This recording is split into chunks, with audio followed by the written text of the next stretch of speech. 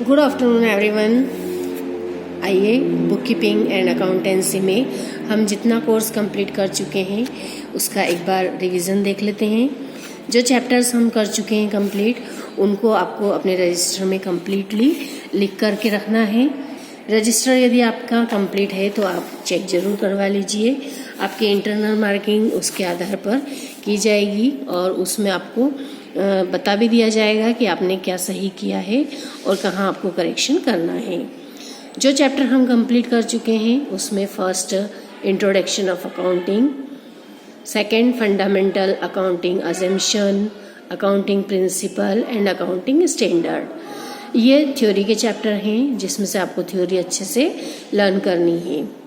Recording business transaction, 4 journal book of original record, 5th subsidiary books, subdivision of journal and ledger, 7th bank reconciliation statement, 8th trial balance, 9 errors and their rectification। Chapter 10 हमारे course में नहीं है इसलिए इसको हमने आगे बढ़ा दिया है, स्किप कर दिया है। चैप्टर 9 डेप्रिसिएशन जो अभी हमारा कंटिन्यू है। तो आइए अब हम डेप्रिसिएशन चैप्टर में देखते हैं कि कहाँ तक किया है। चैप्टर 9 चैप्टर 11 डेप्रिसिएशन, जिसमें हम सबसे पहले स्पाइसर एंड पैगलर की डेफिनेशन देख चुके हैं।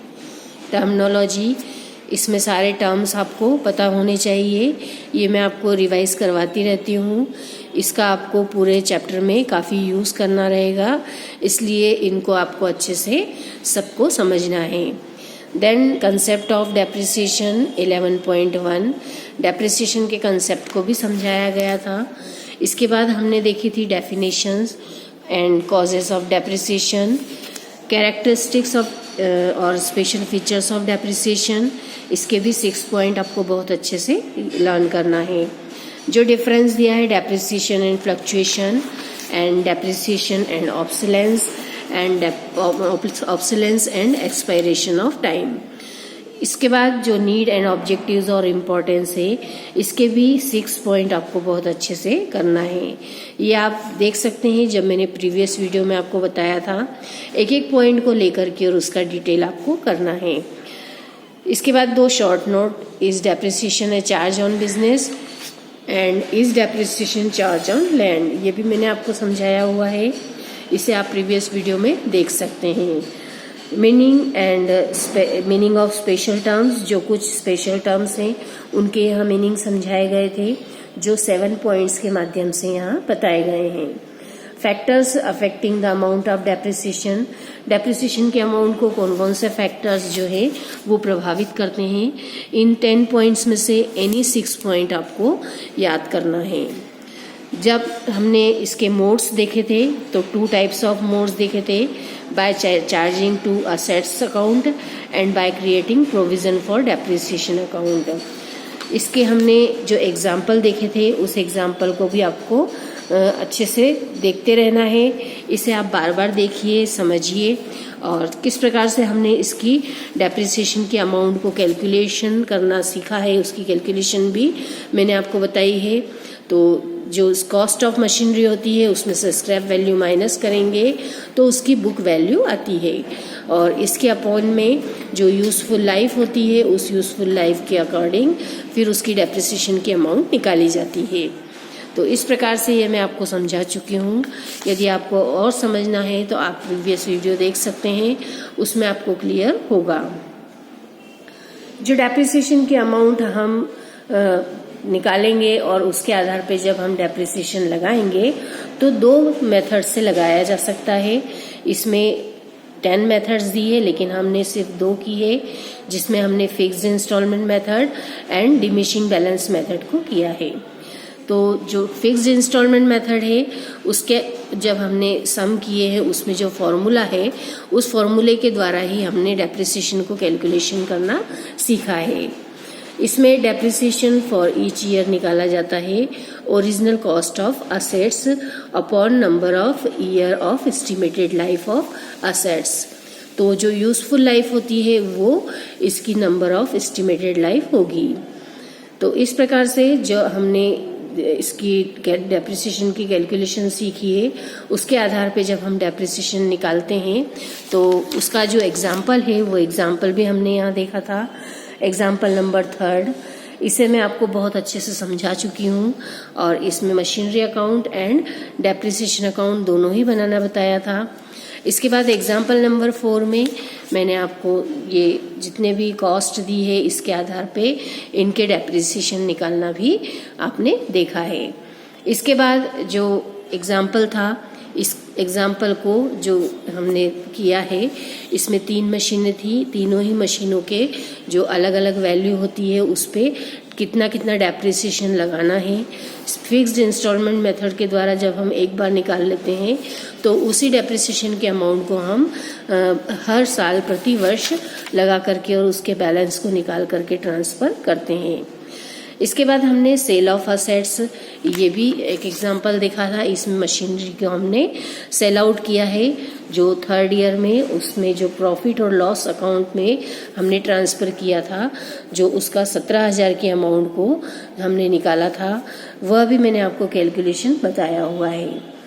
इसके बाद हमने जो डेप्रिसिएशन है वो अकॉर्डिंग टू परसेंटेज, किसी भी एक परसेंटेज जो हमें दिया जाता है तो उसके द्वारा जब हम डेप्रिसिएशन की अमाउंट निकालते हैं और उसे ही फिर हम प्रतिवर्ष इसमें मशीनरी अकाउंट में से कम करके और असेट्स की वैल्यू को निकाल करके और उसके आधार पर ही मशीनरी अकाउंट प्रिपेयर किया जाता है। तो हमने ये एग्जाम्पल भी देखा है। इसके बाद एग्जाम्पल नंबर 4 भी देखा है। अब एग्जाम्पल नंबर 4 जो हमने देखा है उसमें हमने जो सिंपल जो था उसमें जितने समय हमने मशीन यूज़ की है उतने ही समय का हमने डेप्रिसिएशन निकाला है। ये विशेष बात मैंने आपको बताई थी। तो इस तरह के सवाल आप कर चुके हैं। तो मैंने आपको कहा भी था कि इसके यदि आपको सवालों में कोई किसी भी प्रकार की कोई प्रॉब्लम आती है तो आप ज़रूर मुझसे कॉल करके पूछिए या फिर मैसेज दे करके पूछिए, लेकिन आपकी ओर से कोई रिस्पांस नहीं है। इसके बाद भी मैंने आपको addition and loss on sale of assets, ये एग्जाम्पल भी आपको समझाया था। तो इस एग्जाम्पल को भी आपको अच्छे से समझना है और यदि आपको समझ में आ गया है तो आप रिस्पांस ज़रूर दीजिए, क्योंकि यदि आप रिस्पांस देंगे तभी मुझे पता चलेगा कि आप लोगों ने इसे देखा भी है। इसके बाद जो आपको सवाल करने हैं वो सवाल जो पीछे दिए हुए हैं आंसर, वही सवालों को आपको अब सीक्वेंस में करना है। तो इस तरह से जितने भी ये फिक्स्ड इंस्टॉलमेंट मेथड के सम हैं, इन सम्स को आपको करके और मुझे दिखाना है। यदि आप सवालों को करके मुझे दिखाते हैं तो मुझे क्लियर होगा कि आप लोगों ने एग्जाम्पल भी देखा है और सवाल को भी किया है।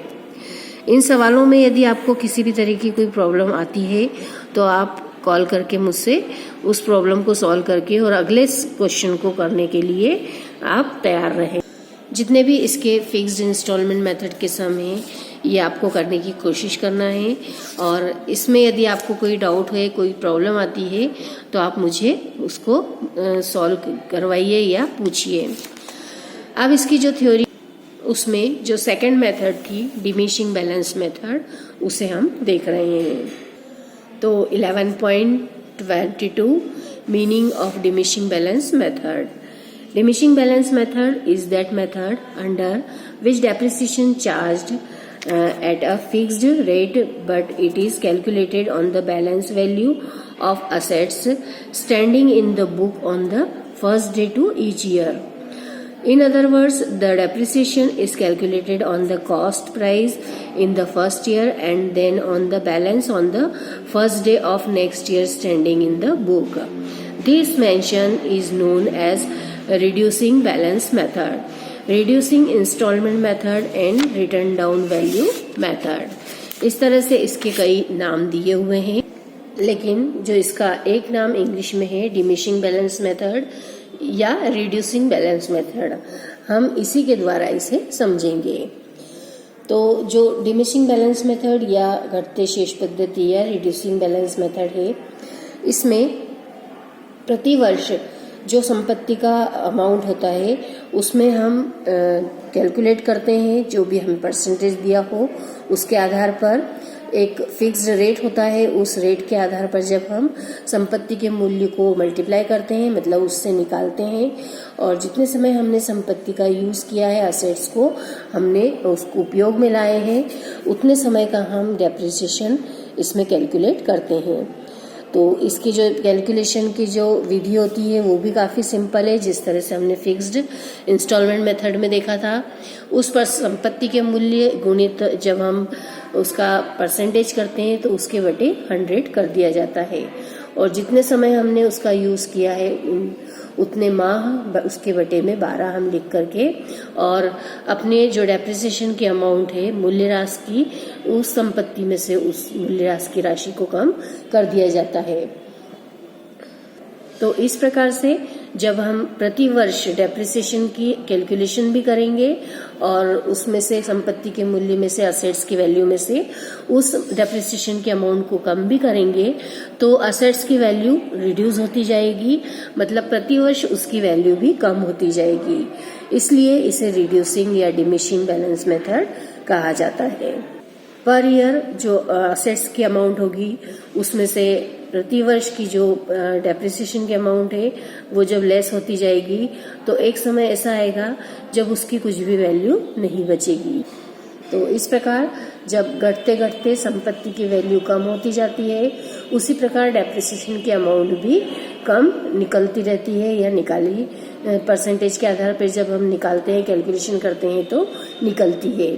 तो इसलिए इसे डेप्रिसिएशन की अमाउंट भी कम होती है और असेट्स की वैल्यू भी कम होती जाती है, इसलिए इसे रिड्यूसिंग बैलेंस मेथड कहा जाता है। Next, calculation of depreciation under this method.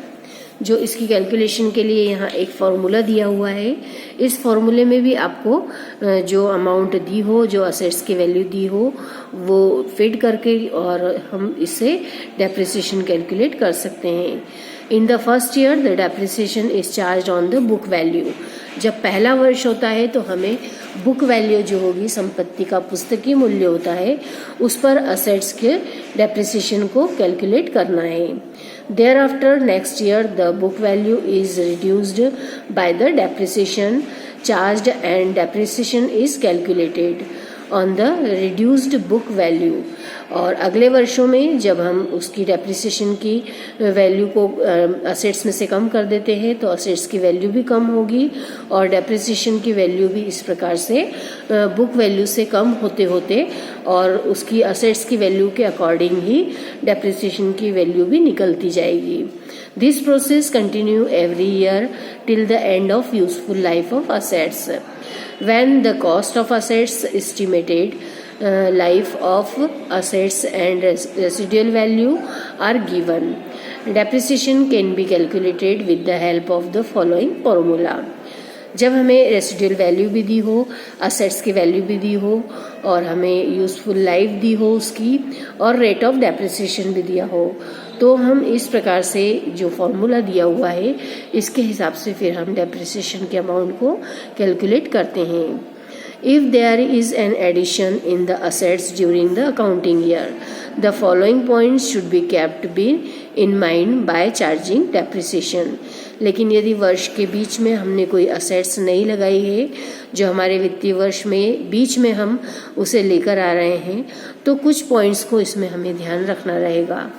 Depreciation should be charged from the date of addition to the closing date of accounting year. And if the date of addition is not given, depreciation should be calculated from the middle of the accounting year. जब हमें depreciation की date दी हुई हो तो उसी date से हमें charge करना है जिस डेट से हमने उसे इस्टेब्लिश किया है। और सेकंड पॉइंट में जब हमें डेप्रिसिएशन की डेट न दी हो कि हमने कब उसे डेप्रिसिएशन लगाना है, मतलब कब उसको हमने ऐड किया है बीच में हमारी असेट्स में, तो तब हम उसको जो middle of the accounting year होता है, मतलब जो 12 ईयर का मंथ, 12 ईयर्स के जो 12 मंथ के जो 1 फाइनेंशियल ईयर होते हैं उसमें जो मिडिल होगा, मतलब 6 मंथ का बीच में से हम उसे लेकर के और उस पर डेप्रिसिएशन कैलकुलेशन कर देंगे।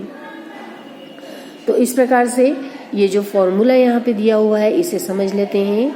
R is equal two means जो डेप्रिसिएशन की रेट होगी उसको निकालना है 1 माइनस एन, एन मतलब जो उसका यूजफुल लाइफ होगी वो, और एस मीन्स जो उसकी स्क्रैप वैल्यू होगी, एंड सी मीन्स कॉस्ट जो कि उसकी वैल्यू है, जो हमने उसको बुक वैल्यू जो उसकी ली थी, जो उसकी कॉस्ट हमने देखी थी स्टार्टिंग में। और इसलिए हमें इन सभी जो दिए हुए हो यहाँ पे ये फॉर्मूले में वर्ड्स हैं, इन सभी को ध्यान से समझ करके और इसके आधार पर ही इसको हमको कैलकुलेशन करना है। यहाँ पे एक एग्जाम्पल दिया हुआ है, एग्जाम्पल नंबर 12। इसमें आपको एक सवाल दिया हुआ है, इस सवाल को आपको इस फॉर्मूले में लगा करके ही इसे सॉल्व करना है। तो यहाँ पर हम देखते हैं इस फॉर्मूले में किस तरह से हम कौन कौन सी इंफॉर्मेशन को फीड करेंगे। A firm purchased a machinery on 1 January 2016 for 1000. It is estimated to work for 3 years. The residual value at the end of 3 years is expected to be 512.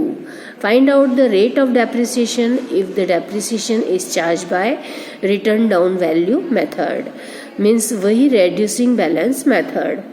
तो इस प्रकार से जब हमें यहाँ पे सारी इन्फॉर्मेशन दी हुई है तो इसके आधार पर हम इस फॉर्मूले में अमाउंट्स को फिट करके और ये निकालेंगे।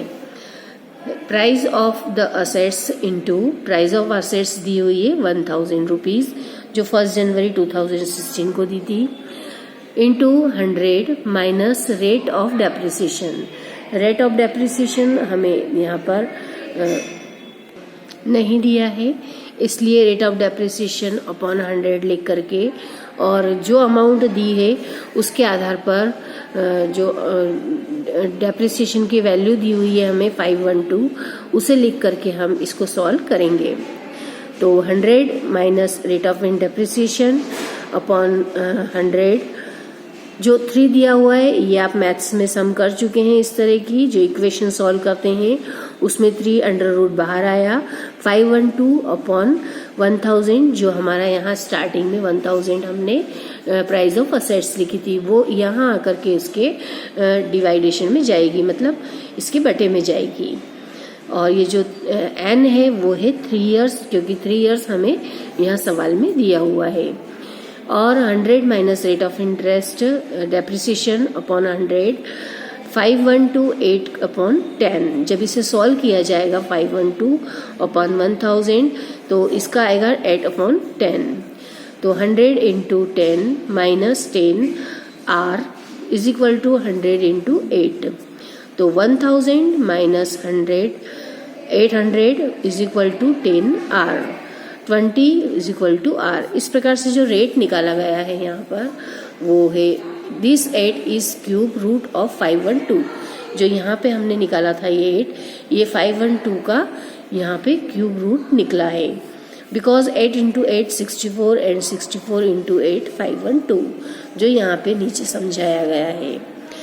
Then 10 is cube root of 1000 because 10 into 10 is equal to 100 and 100 into 10 is equal to 1000। तो जब इस तरह से क्यूब रेट निकाला जाता है, क्यूब रूट निकाला जाता है, तो उसमें हम ये जो इक्वेशन होती है इसे हमने सॉल्व करके और ये r इज इक्वल टू 20 ये कैलकुलेट किया है। तो r मीन्स रेट जो होगा वो 20 आएगा। इसकी जो अल्टरनेटिव मेथड्स है ये भी दी हुई है, लेकिन आप एक ही मेथड को देखेंगे तो ज़्यादा सही रहेगा, क्योंकि यदि आप दोनों मेथड्स देखेंगे तो इसमें आपको थोड़ा कन्फ्यूज़न होने के चांसेस हैं। इसलिए आप एक ही मेथड कोई सी भी देखिए, या तो ये अल्टरनेटिव मेथड्स देख लीजिए या फिर ये आप शुरुआत वाली मेथड देख करके इसके रेट को कैलकुलेट कर सकते हैं। तो इस प्रकार से जब हमने ये रेट निकालना सीख लिया तो रेट निकालने के बाद में हम जो असेट्स है उसकी वैल्यू में इस रेट से डेप्रिसिएशन कैलकुलेट कर सकते हैं। तो आपको ये एग्जाम्पल समझ में आया होगा, इसे आप और अच्छे से समझिए, और इसके बारे में यदि आपको कोई कन्फ्यूज़न होता है तो आप मुझसे पूछिए। स्कूल में यदि आप आते हैं तो डाउट क्लासेस में यदि आप पढ़ के आएंगे तो ही आप अपने डाउट्स को पूछ सकते हैं। तो इस प्रकार से अब हम नेक्स्ट देखते हैं characteristics of diminishing balance method 11.24। जो इसकी डिमिनिशिंग बैलेंस मेथड है इसकी क्या विशेषताएं हैं। तो फर्स्ट है depreciation is calculated on the balance of assets appearing in the book. Second, the rate of depreciation remain the same. The amount of depreciation goes on decreasing every year to year. It is a scientific method in the sense that with the decrease in the working capacity of an assets, the amount of depreciation also goes on decreasing. Fifth, repair expenses in the beginning are low but subsequently increase.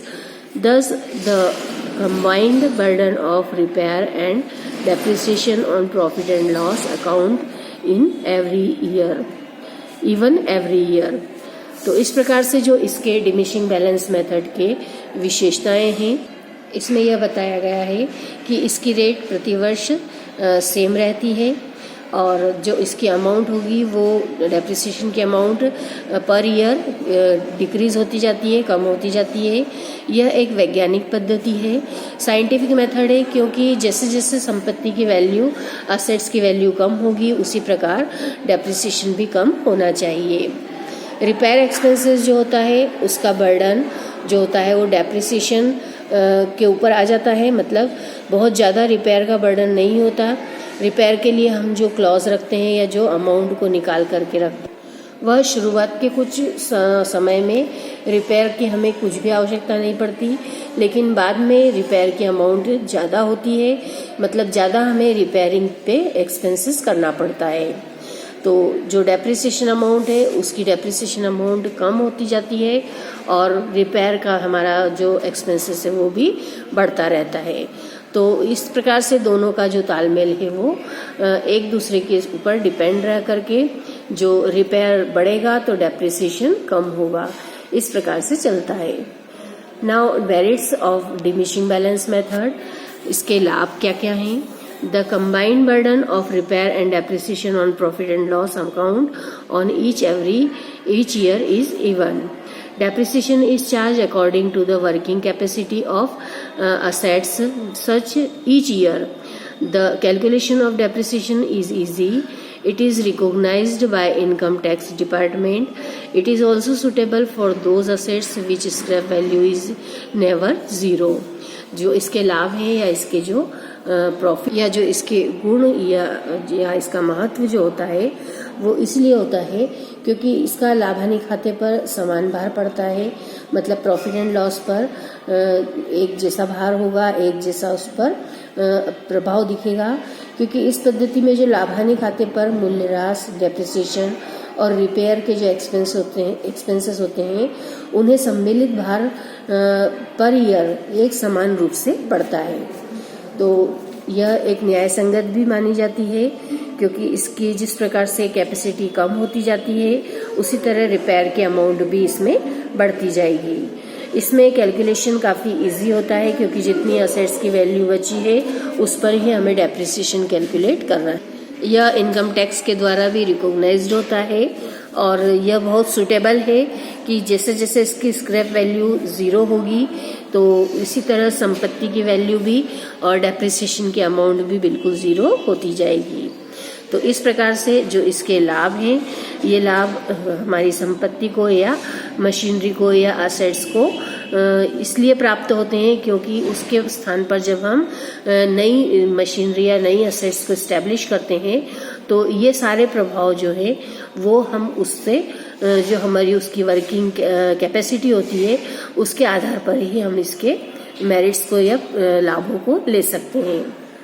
तो demerits of diminishing balance method, इसके जो demerits हैं या दोष हैं या इसके जो हानियां हैं। The value of assets is not reduce to zero. There are certain assets which remain of no use after a definite period. It does not take into consideration the interest on capital invested for the assets. If low rate is ascertained for depreciation, it takes very long time to write an assets off. Hence the rate has to be kept high. There is no provision for certain of fund to replace the depreciated assets under this method.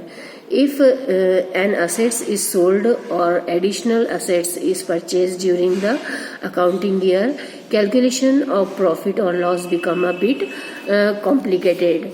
तो इस प्रकार से जो इसके ये हानियां हैं या जो इसके डीमेरिट्स हैं, इसमें यही बताया गया है कि संपत्ति का मूल्य, असेट्स की वैल्यू कभी भी ज़ीरो नहीं होती है। ये जब भी डेप्रिसिएशन हम कम करते रहते हैं, लेस करते रहते हैं, तो जिनका उपयोग बाद में कोई मूल्य नहीं रह जाता, उसमें भी हम इसके डेप्रिसिएशन को कैलकुलेट करते रहते हैं। तो पूंजी पर जो इंटरेस्ट होता है, ब्याज होता है, उसका इसमें कोई क्लॉज नहीं होता है और इसकी जो रेट ऑफ इंटरेस्ट होती है वो काफ़ी हाई होती है। जो इसकी हम डेप्रिसिएशन की एक फंड के रूप में अमाउंट बनाना चाहते हैं, वो भी हम नहीं बना पाते हैं, क्योंकि जो उसका रेट है वो पर ईयर माइनस में जाता है या कम होता रहता है। इसलिए इसके जो कोष है या फंड है उसमें की कोई व्यवस्था नहीं होती। और जो इसमें प्रॉफिट एंड लॉस की कैलकुलेशन होती है वो इस फिक्स्ड इंस्टॉलमेंट मेथड के कंपैरिजन में काफ़ी कॉम्प्लिकेटेड होती है या बहुत कठिन होती है। तो इस प्रकार से हम इसके जो मेरिट्स एंड डीमेरिट्स दोनों हैं, इनको देखने के बाद हम यह बता सकते हैं कि यदि इनके डीमेरिट्स पर कुछ अंकुश लगा दिया जाए तो इसके लाभों को हम प्राप्त कर सकते हैं। तो इस प्रकार से जो यहाँ तक हमने पढ़ा है, इसे आप भी अच्छे से पढ़ेंगे। तो अब इसके बाद हम जो पॉइंट देखेंगे वो काफ़ी इम्पोर्टेंट है, इसलिए आप यहाँ तक का पहले अच्छे से समझ के रखिए और इसके बाद में जो मैं आपको पढ़ाऊंगी वो मैं आपको सरप्राइज टेस्ट के माध्यम से उसके क्वेश्चंस भी पूछूंगी। इसलिए यहाँ तक आपका पूरा कंसेप्ट यदि क्लियर होगा तो ही आप आगे अच्छे से समझ पाएंगे। आप अपने रजिस्टर को कंप्लीट रखिए, रेगुलर स्टडी करते रहिए, जो भी डाउट हो उसे पूछते रहिए, तभी आप रेगुलर अपनी स्टडी कर पाएंगे और आपका रिजल्ट काफ़ी इससे प्रभावित होगा। आप जितने भी क्वेश्चंस पूछते हैं, जो डाउट क्लासेस में आते हैं वो पूछते हैं, वो सब आपके रिजल्ट को काफ़ी अफेक्टेड करता है। इसलिए आप अलर्ट रहिए और बिल्कुल इनिशिएटिव लेकर के अपनी स्टडी की ओर ध्यान दीजिए।